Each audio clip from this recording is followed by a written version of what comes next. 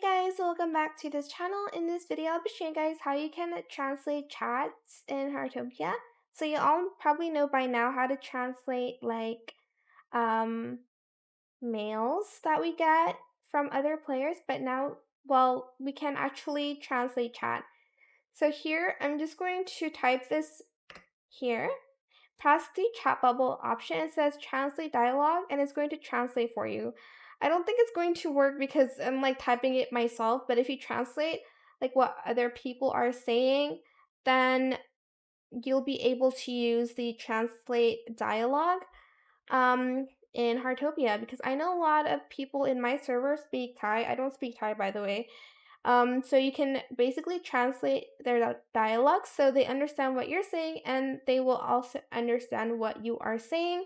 But I think you need to make sure that your like app language is set to like what you want to translate to. I think you do like in the like homepage, I think. I actually don't quite know, but that is it. I hope it was helpful for you guys. Don't forget to like, comment, share, and also subscribe to this channel if you haven't done that already.